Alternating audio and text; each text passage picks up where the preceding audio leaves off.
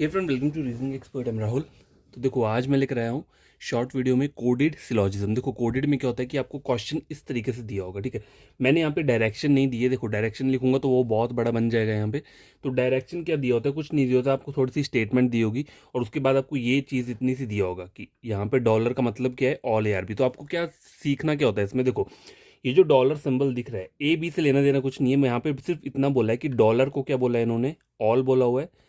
ये जो हैश बोला है इसको सम बोला हुआ है। परसेंट को क्या बोला है इन्होंने, नो। और ये जो एंड बोला है इसे सम नॉट बोला हुआ है, ठीक है। बस इतनी सी बात समझनी है। स्टेटमेंट में मुझे बोला है कोन्स, ये वाला सिंबल, और cylinder. Cones, dollar, cylinder. Dollar का मतलब क्या है यहाँ पे, ऑल। तो ऑल कोन्स आर स्लेंडर, ठीक है। आगे फिर से आ रहा है dollar, all cylinder are square. तो ऑल स्लेंडर क्या आ जाएंगे, स्क्वेयर आ जाएगा। और क्या दिया हुआ है, एंड दिया हुआ है, तो ये सम नॉट है, तो सम स्क्वेयर आर नॉट रेक्टेंगल। तो देखो, सम नॉट का डायग्राम कैसे बनेगा, देखो इसे छोड़ देता हूँ। सम स्क्वेयर मतलब स्क्वेयर का जो ये वाला पार्ट है, ठीक है, ये क्या है, ये क्या है, रेक्टेंगल नहीं होगा, ठीक है। सम नॉट बोला हुआ है।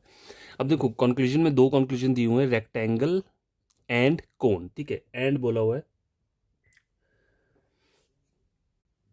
तो देखो एंड का मतलब है सम नॉट।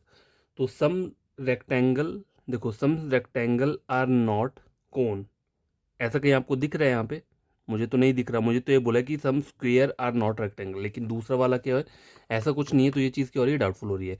कोन और स्क्वेयर के बीच में भी सम नॉट बोला हुआ है।